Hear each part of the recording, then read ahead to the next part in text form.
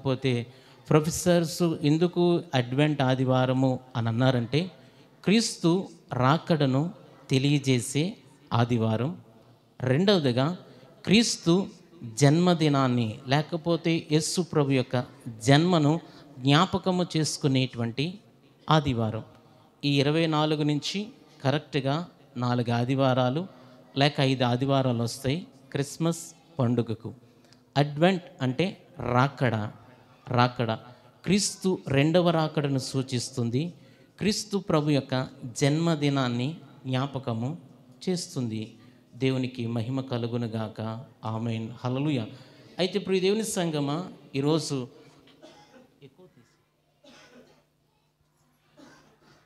దేవుని హల్లెలూయా, అలా సరిపోద్ది.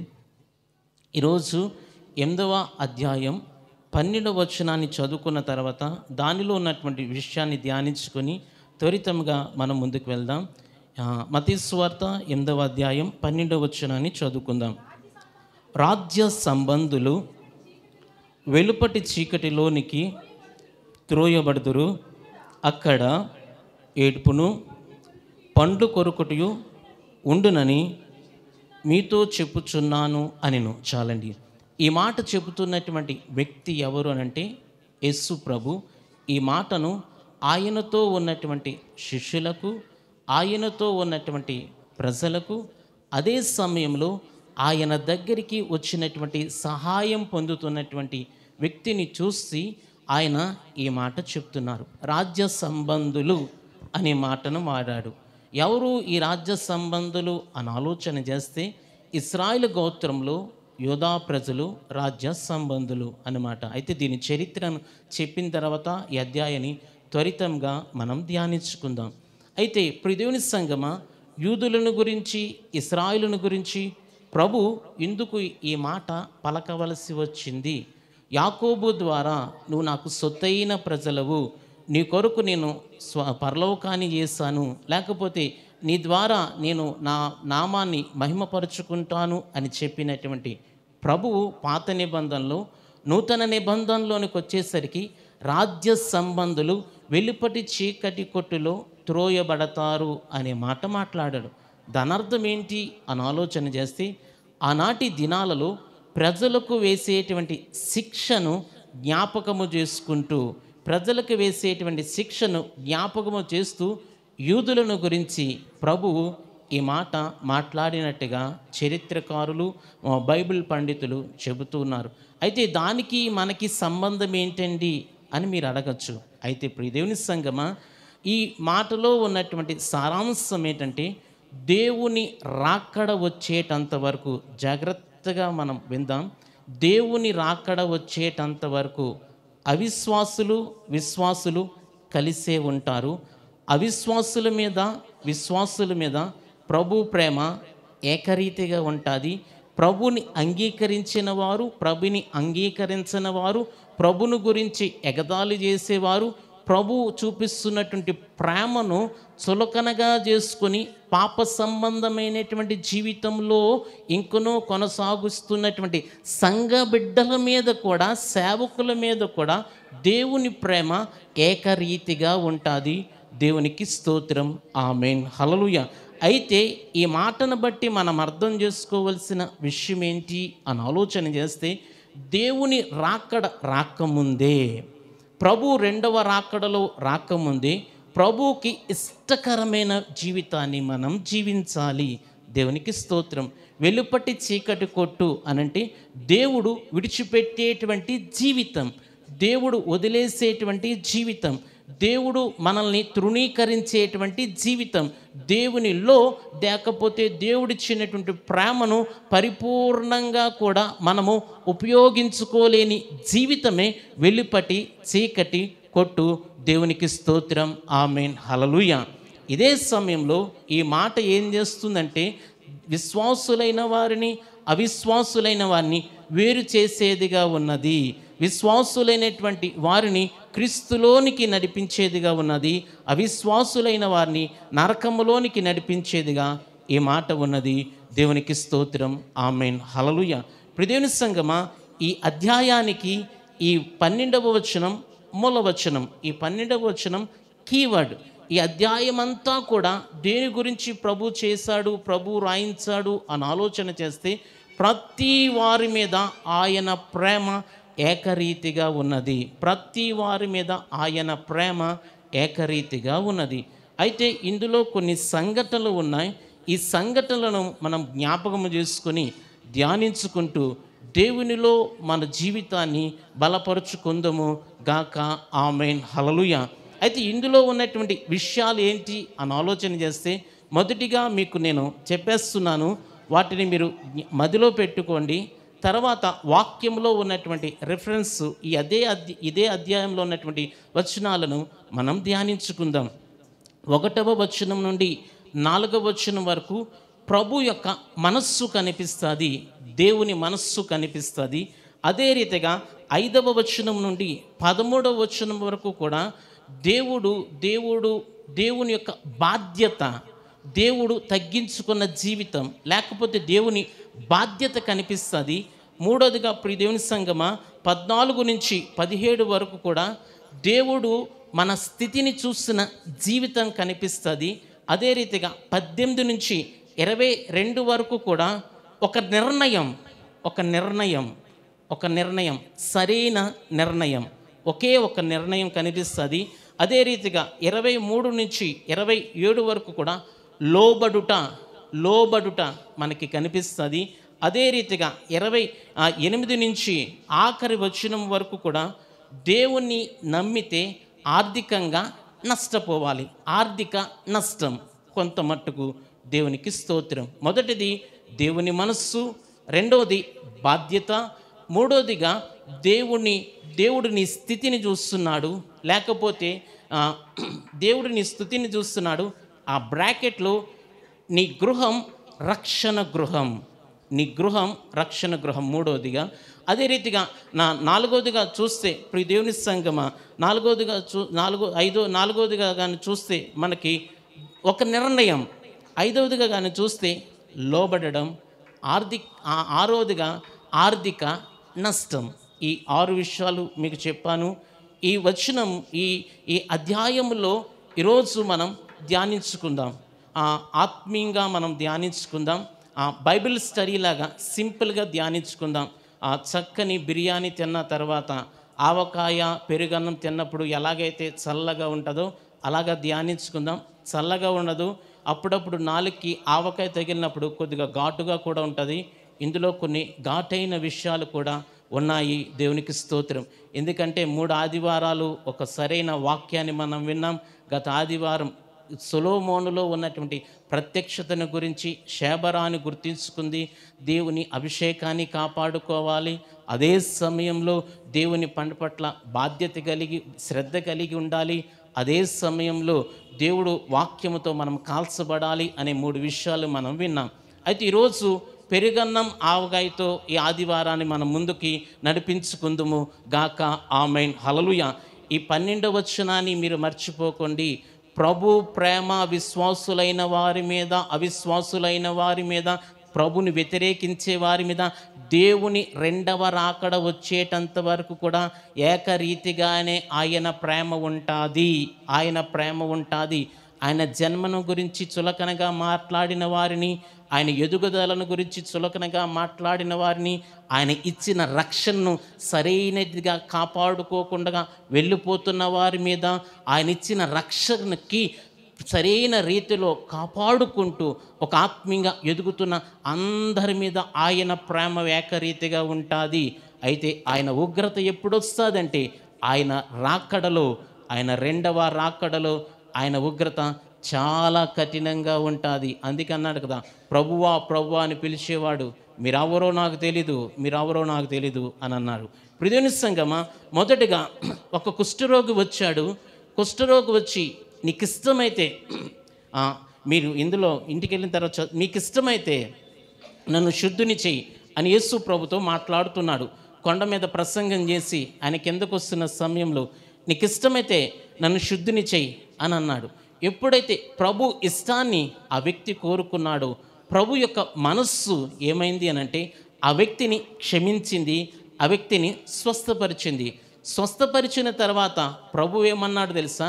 నువ్వు దేవాలయానికి వెళ్ళు, దేవాలయంలో యాజకునికి సాక్షార్థంగా కానుకను చెల్లించి నీ గృహంలోనికి నీ ఇంటి వారందరితో కూడా నీవు ఉండు అని ప్రభు చెప్పినట్టుగా మనము చూస్తూ ఉంటాం.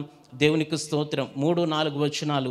ప్రియ దేవుని సంగమా, నీవు సాక్షార్థంగా బ్రతుకు అని ఆ కుష్ఠరోగికి ప్రభు చెప్పాడు. ప్రభు యొక్క మనస్సు ఏంటి అని ఆలోచన చేస్తే, ఏ వ్యక్తి అయితే ప్రభుని నమ్ముతాడో, ఏ వ్యక్తి అయితే ప్రభుని అంగీకరిస్తాడో, ఏ వ్యక్తి అయితే దేవుని ఇష్టాన్ని చేయాలనుకుంటాడో, ఏ వ్యక్తి అయితే దేవునికి ఇష్టకరంగా మారాలనుకుంటాడో, ఏ వ్యక్తి అయితే దేవుని ఇష్టం చేయడానికి ఇష్టపడతాడో, జాగ్రత్తగా ఈ మాట అండర్లైన్ చేసుకోండి. ఏ వ్యక్తి అయితే దేవుని ఇష్టాన్ని చేయాలనుకుంటాడో ఆ వ్యక్తిని ప్రభువు మందిరానికి కనెక్ట్ చేస్తాడు, ప్రజలకు కనెక్ట్ చేయడు. దేవాలయానికి కనెక్ట్ చేస్తాడు, ప్రజలకు కనెక్ట్ చేయడు. వాక్యానికి కనెక్ట్ చేస్తాడు, ప్రజలకు కనెక్ట్ చేయడు. ప్రియ దేవుని సంగమా, నీ జీవితం ఈ మందిరానికి కనెక్ట్ అయి ఉండడం దేవుని మనస్సు. దేవుని మనస్సు ఎలాంటిది అంటే, ఒక వ్యక్తిని పాపక్షమాపణ జరిగిన తర్వాత, ఒక వ్యక్తి దేవుని ఇష్టాన్ని చేస్తున్న సమయంలో, ఆ వ్యక్తి దేవుని ఇష్టాన్ని ఇష్టపడిన తర్వాత, దేవుని ఇష్టం అతని జీవితంలో జరిగిన తర్వాత, ఆ వ్యక్తిని ఇంకా 9 అవ్వలేదులేండి, ఆ వ్యక్తిని దేవుడు దేవాలయానికి కనెక్ట్ చేస్తాడు. అందుకని అంటాడు, వాక్య ప్రకారముగా నువ్వు కానుకను చెల్లించు, మోషే నియమించిన కానుకను చెల్లించన్నాడు. మోషే నియమించిన కానుక, మోషే ద్వారా ధర్మశాస్త్రంలో రాయబడినటువంటి విధానాలను ప్రకారంగా నువ్వు బ్రతకాలి.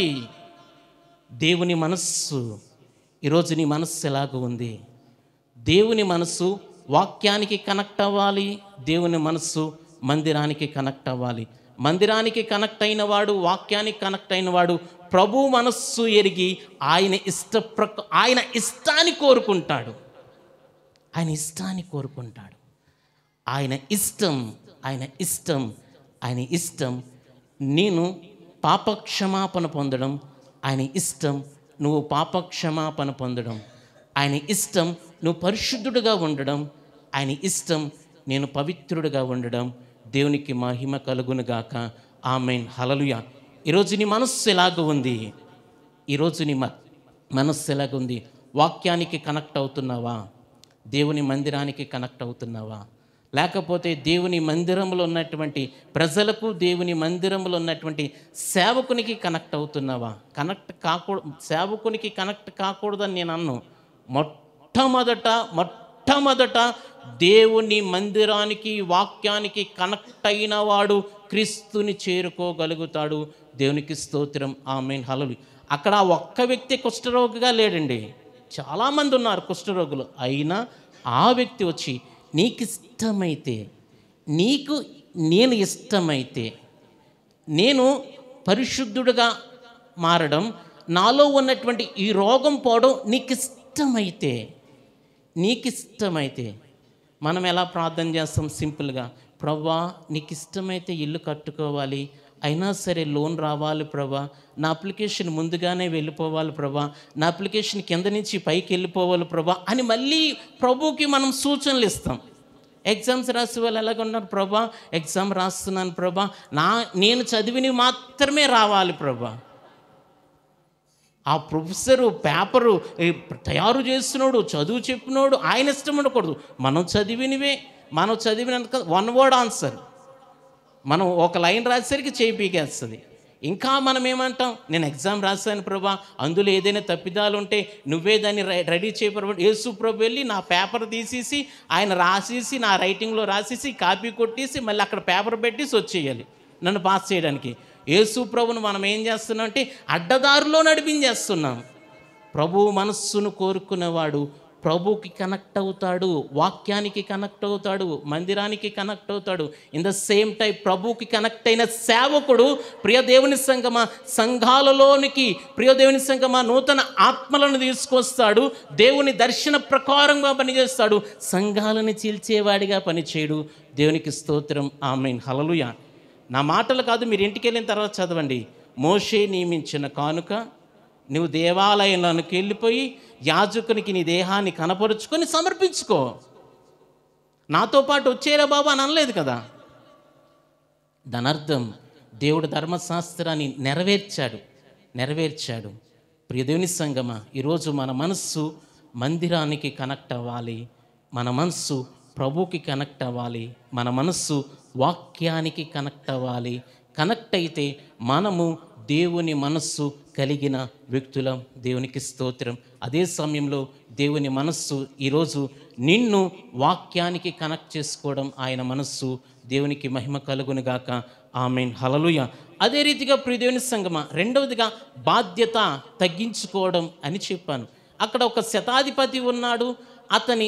అతని పనివాడు గురించి ప్రభు దగ్గరికి వచ్చి ప్రభువా, నా దాసుడు పడిపోయి ఉన్నాడు, అతడు రోగంతో ఉన్నాడు, దయచేసి నువ్వు రావసరం, నువ్వు నా ఇంటికి రావద్దయ్యా, నువ్వు ఇక్కడి నుంచి ఒక మాట చెప్పు, స్వస్థత కలుగుతుంది, నువ్వు ఇక్కడి నుంచి ఒక మాట చెప్పు, విడుదల కలుగుతుంది అని చెప్పినప్పుడు ప్రభు ఏమన్నాడు తెలుసా?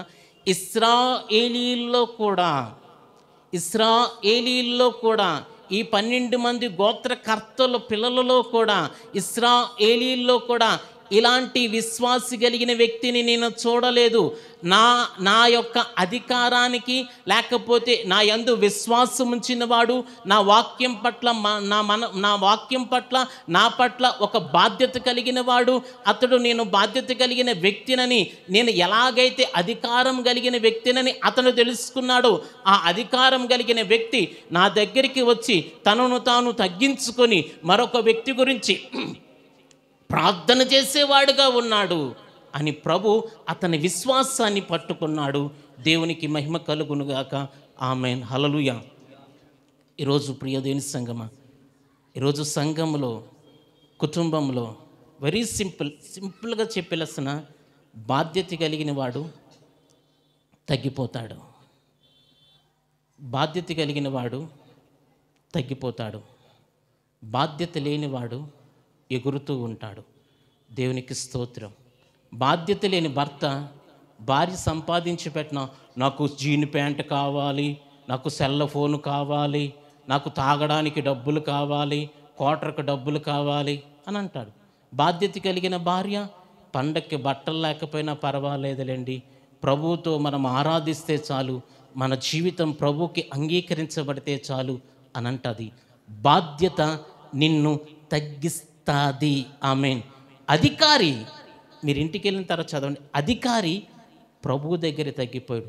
తన కోసం ప్రార్థన చేయట్లేదు, తన దగ్గర పనిచేసేవాడు బాగుండాలని కోరుకుంటున్నాడు, తన దగ్గర పనిచేసేవాడు స్వస్థత పొందాలని కోరుకుంటున్నాడు, తన దగ్గర పనిచేసేవాడు తన దగ్గర ఉన్నాడు, తనని ఆయన ఇంటిలో పెట్టుకొని ప్రభువు దగ్గరికి ఈయన వచ్చాడు. దేవునికి స్తోత్రం. ఆమేన్, హల్లెలూయా.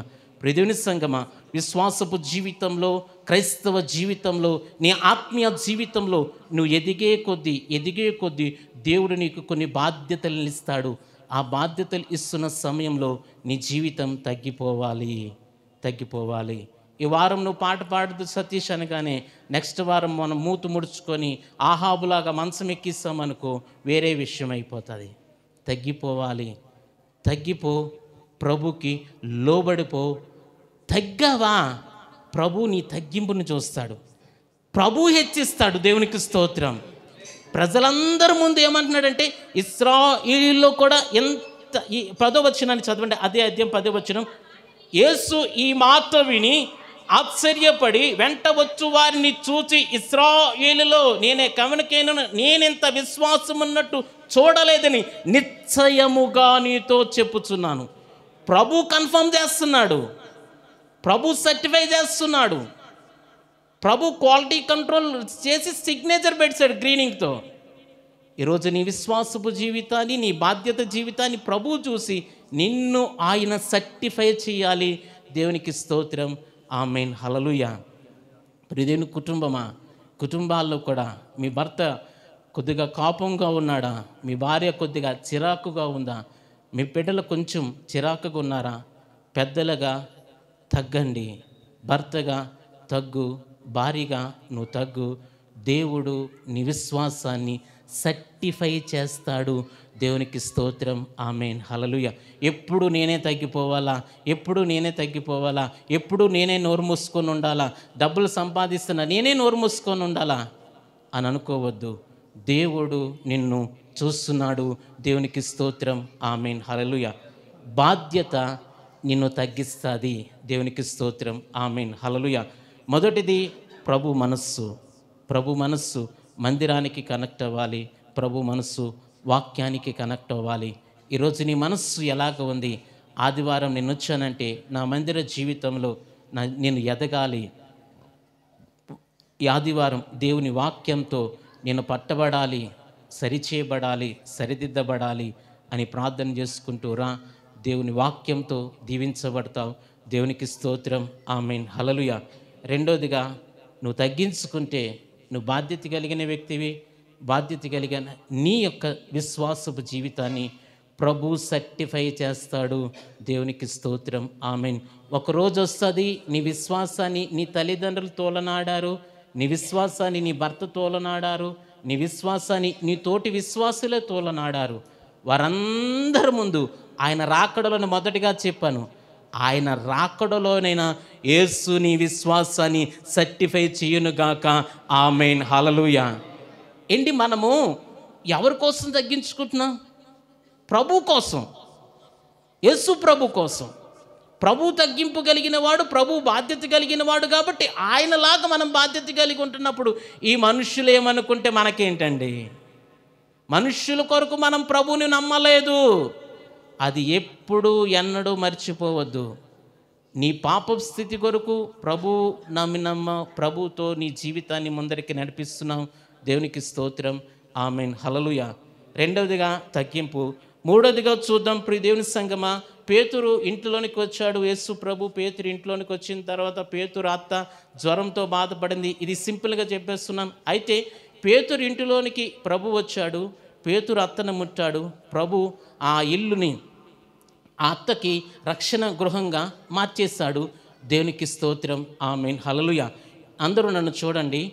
ఈరోజు నువ్వు దేవుని మనస్సు కలిగి ఈరోజు ఈ మందిరానికి నువ్వు కనెక్ట్ అయ్యి నిన్ను నువ్వు బాధ్యత కలిగి తగ్గించుకొని నీ ఇంటిలోనికి వెళ్ళి నీ జీవన విధానాన్ని నడిపిస్తున్నప్పుడు, నీ ఇంటిలో ప్రార్థన చేస్తున్నప్పుడు, నీ ఇంటిలోనికి వచ్చిన ప్రతి అన్యుణ్ణి ప్రభువు ముట్టి స్వస్థపరిచి ఆయన బిడ్డగా మార్చుకొనును గాక. ఆమేన్, హల్లెలూయా. అందుకు తగ్గించుకో. పేతురు అత్తను ముట్టాడు, వెంటనే అత్త వచ్చి ప్రభుకి పరిచర్య చేస్తుంది. పేతురు అత్తను ముట్టాడు, అత్త వచ్చి ప్రభుకి కనెక్ట్ అయిపోయింది. ప్రభుకి కనెక్ట్ అయ్యింది, ప్రభుతో జీవించింది, ప్రభుకి పరిచర్య చేసేదిగా మారిపోయింది. ఈరోజు ప్రియ దేవుని సంగమా, ఈ గ్రామంలో, నీ వీధిలో నీ గృహం సామాన్యమైన గృహం కాదు. నీ గృహం సామాన్యమైన గృహం కాదు. జాగ్రత్తగా నన్ను చూడండి. నీ గృహం సామాన్యమైన గృహం కాదు. నువ్వు ప్రభువుని నమ్మి రక్షణ జీవితాన్ని పొందుకొని దేవునిలో ఎదుగుతున్నావంటే నీ గృహం సామాన్యమైన గృహం కాదు. నేనేమంటానో తెలుసా? పరలోకానికి గవిని నీ ఇల్లు. దేవునికి స్తోత్రం. ఆమేన్, హల్లెలూయా. నీ గ్రామంలో పరలోకానికి గవిని. అనేక మందిని దేవుడు ముట్టునుగాక, నీ ఇంటి ద్వారా రక్షించునుగాక. ఆమేన్, హల్లెలూయా. నీ ఇల్లు ఆ రీతిగా మారబడాలి అంటే ప్రభు మనస్సుని కలిగి ఉండు. ప్రభువులో బాధ్యత కలిగి తగ్గించుకో. దేవునికి స్తోత్రం.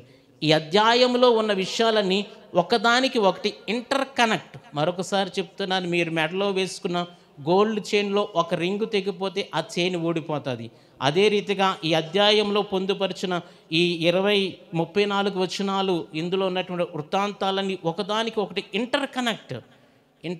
దేవునికి స్తోత్రం. మూడోదిగా నీ ఇల్లు రక్షణ గృహం. నాలుగోదిగా చూద్దాం ప్రియ దేవుని బిడ్డలారా. యేసు ప్రభుని కొంతమంది వెంబడిస్తున్నటువంటి సమయంలో ఒక వ్యక్తి వచ్చాడు. నా తల్లిదండ్రులు నేను పాతిపెట్టేస్తాను, పాతిపెట్టి వచ్చిన తర్వాత నేను నమ్ముతాను అని అన్నాడు. ప్రియ దేవుని సంగమా, అయితే అందరూ నన్ను చూడండి. ప్రియ దేవుని సంగమా, అయితే యేసు ప్రభు ఏమన్నాడంటే, నక్కలకు బొరియలు ఉన్నాయి, ఆకాశ పక్షులకు గూళ్ళున్నాయి, తలవాల్చుకోవడానికి నాకు స్థలం లేదు, అని ప్రభు చెప్పాడు. అయితే ఈ విషయం ఎప్పుడు జరిగిందంటే ప్రభు బాప్తిస్మమును తీసుకున్న తర్వాత పేతురుని, యాకోబుని, కొంతమందిని రక్షించిన తర్వాత ఆయన ముందరికి వెళ్ళిపోతూ ఉన్నాడు. వెళ్ళిపోతున్నటువంటి సమయంలో ఓ వ్యక్తి వచ్చి ప్రభు దగ్గరికి వచ్చి ఆయన అడిగాడనమాట. అయితే ప్రియదేవుని సంగమా, యేసు ప్రభుకి అప్పటికి ఇల్లు లేదని కాదు, ఇల్లు ఉంది, ఇల్లు లేదని కాదు, జాగ్రత్తగా మీరు వినాలి. ఇల్లు లేదని కాదు. యోహాను సువార్త 2వ అధ్యాయం ఒకసారి క్షమించండి, 1వ అధ్యాయం 39వ వచనాన్ని కానీ చూసుకుంటే, ఆయన కాపురం ఉన్న స్థలమును చూచి ఆ దినమున ఆయన యొద్ద బస చేసిరి. అప్పుడు పగలు రమారమి 4 గంటల వేళ ఆయనని వాక్యం సెలవిస్తుంది. బాప్తిస్మమును తీసుకున్న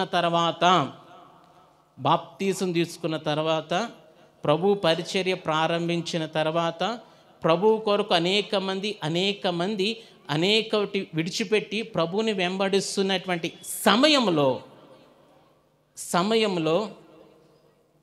ప్రభువుని వెంబడిస్తున్నటువంటి సమయంలో ఒక వ్యక్తి వచ్చాడు.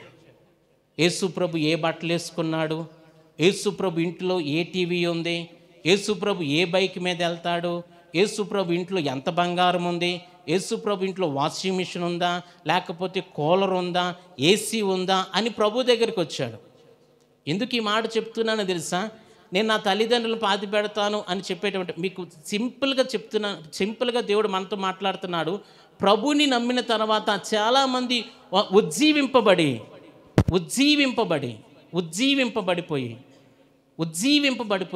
సేవకు వచ్చేస్తారు. సేవకు వచ్చేసిన తర్వాత సేవకుడు ఎలాంటి చెప్పులు వేసుకున్నాడు, ఎలాంటి జీన్ ప్యాంట్ వేసుకుంటున్నాడు, ఎలాగ సేవకుడు ఇల్లుంది. బతుకు తెరువు కోసం ప్రభుని నమ్మద్దు, బ్రతుకు తెరువు కోసం సేవకు రావద్దు. ప్రభు కొరకు రా. ప్రభు దగ్గర ప్రభుతో నడవడానికి, ప్రభుతో కష్టాలు అనుభవించడానికి, ప్రభుతో కలిసి నిందలు అవమానాలు పొందడానికి ప్రభు కొరకు ఒక నిర్ణయాన్ని తీసుకొని వచ్చావా, ఆ నిర్ణయం నీ జీవితానికి ఆశీర్వాదదాయకంగా మారిపోతుంది. దేవునికి స్తోత్రం, ఆమేన్, హల్లెలూయా. ఎందుకు ఈ మాట అన్నానంటే, ఒకే నిర్ణయం. దేవుని దగ్గరికి వచ్చావా, ఒక నిర్ణయంతో బ్రతుకు.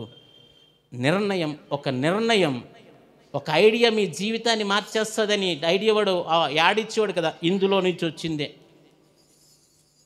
ఒక నిర్ణయం తీసుకో. దేవుని కొరకు ఆత్మీయంగా బ్రతకాలనుకుంటున్నావా, వాక్యానికి కనెక్ట్ అవ్వాలనుకుంటున్నావా, మందిరానికి కనెక్ట్ అవ్వాలనుకుంటున్నావా, నీళ్ళు రక్షణ గృహంగా పెట్టాలనుకుని ఒక నిర్ణయాన్ని తీసుకుని ప్రభు దగ్గరికి వచ్చావు. ఆ నిర్ణయంలో చచ్చేటంత వరకు ఏమున్నా ఏమి లేకపోయినా దేవునిలో మనం ముందుకు వెళ్ళగలిగితే దేవుడు మనల్ని దీవించునుగాక, ఆమేన్, హల్లెలూయా. ఒక నిర్ణయమే. కష్టాలు రాని, నష్టాలు రాని, వ్యాధులు రాని, బాధలు రాని, ఇరుకులు రాని, మీ ఇల్లు, మీ గుమ్మము తూర్పు వైపు లేదు, ఈశాన్యంలో వాటర్ ట్యాంక్ లేదు, ఈశాన్యంలో బీరువా ఉంది, ఈశాన్యంలో బీరువా ఉండకూడదు, తూర్పు వైపుకు తిరిగి దక్షిణం వైపు తలుపులు తీస్తే బీరువాలోకి లచ్చిందే వచ్చేస్తుందని చాలామంది చెప్తున్నారు. చాలామంది ఇంకను వీళ్ళు చెప్తున్నారు కదా, ఏంటంట హాల్లోనంట ఈ వాటర్ ఫాల్స్ ఉండేటువంటి సీనరీస్ పెట్టుకుంటే బాగా డబ్బులు వచ్చేస్తాయి అంట. లేకపోతే గుర్రాలు పెట్టుకుంటే ఆ ఇంట్లో ఆర్థికంగా బాగా పరిగెడుతుందంట. ఇంకను ప్రియదేవుని బిడ్డలారా, ఇల్లు కట్టేటప్పుడు నవధాన్యాలు లేకపోతే 9 ధాన్యాలు వేసి పునాది తవ్వి ఇల్లు కడతారు. మళ్ళీ మేము వచ్చి ప్రార్థన చేసి కొబ్బరి నూనె 3 సార్లు వేసేయాలి, పాలు పొంగించేస్తాం. ఒక నిర్ణయం. ప్రార్థనతో నేను సమస్తాన్ని చేయిస్తాను. దేవుని వాక్యముతో నేను సమస్తాన్ని చేయిస్తాను. నా యేసుతో నేను ఈ లోకాన్ని జయిస్తాను. నా యేసుతో నా దరిద్రాన్ని జయిస్తాను. నా యేసుతో నా అనారోగ్యాన్ని జయిస్తాను. నా యేసుతో నా కుటుంబాన్ని జయించి పరలోకానికి తీసుకెళ్తానని ఒక నిర్ణయమే. నిర్ణయాలు మార్చుకోకూడదు. నిర్ణయాలు మార్చుకున్నవా ప్రభు వెళ్ళిపోతాడు, నువ్వు ఆగిపోతావు. దేవునికి స్తోత్రం. ఆ యవనస్తుడు ఆగిపోయాడు, ప్రభు వెళ్ళిపోయాడు. నువ్వు ప్రభువుతో పాటు కలిసి పరలోకానికి వెళ్ళాలి. ప్రభువుతో కలిసి పరలోకానికి వెళ్ళాలి. ఆయన రెండవ రాకడ మొదటి రాకడ ఎంత ప్రేమపూర్వకంగా ఉన్నదో ఆయన రెండవ రాకడ దానికి డబల్, అంతకన్నా చాలా వైలెంట్గా ఉంటుంది. నువ్వు కుప్ప మూసి తెరిచేలోపు నీ పక్కనున్నవాడు వెళ్ళిపోతాడు.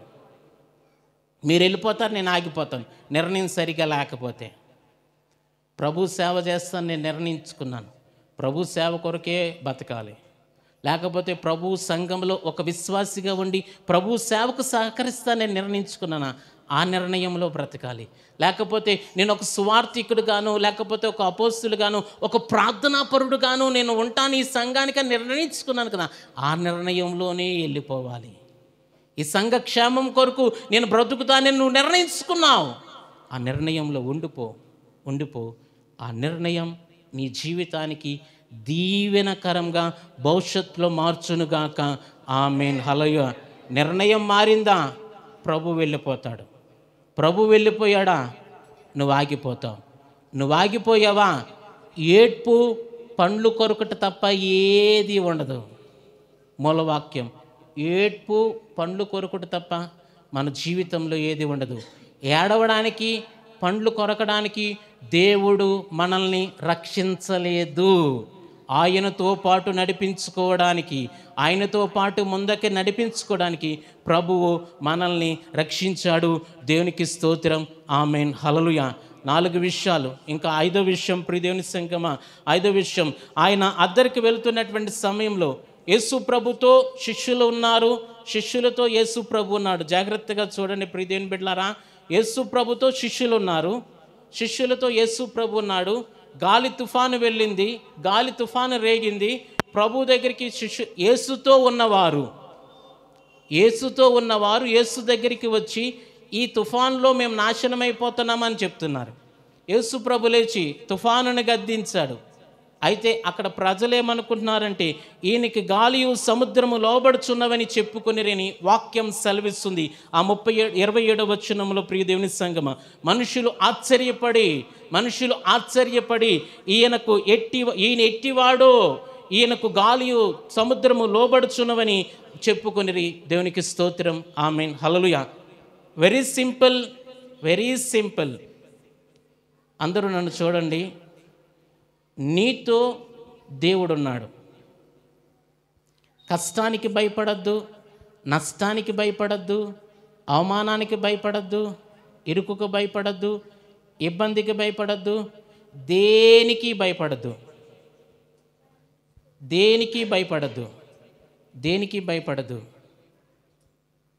దేవునికి లోబడు. నిన్ను భయపెట్టేదాన్ని నువ్వు భయపెడతావు. దేవునికి స్తోత్రం. ఆమేన్. సముద్రము లోబడింది, సముద్రము ఆయన మాట వింది, ఆయనకు లోబడింది కాబట్టి మనుషులు భయపెట్టింది. యేసుతో ఉన్న వారిని కూడా సైతం భయపెట్టగలిగింది యేసుకు లోబడినది. Very simple. సముద్రము దేవునికి లోబడిందండి, కానీ యేసుతో ఉన్నవారు సముద్రాన్ని చూసి భయపడిపోతున్నారు. నువ్వు దేవునికి లోబడ్డావా? ఒక మాట చెప్పనా, నీ భర్త నీ ఆత్మీయ స్థితిని చూసి భయపడతాడు, నీ భార్య నీ ప్రార్థనా జీవితం చూసి భయపడుతుంది. కళ్ళు పెద్దవి చేసుకొని, బెల్ట్ తీసేసి, పప్పు గుర్తు తీసేసుకొని, చెప్పు తీసేసుకొని భయపెట్టవలసిన పని లేదు.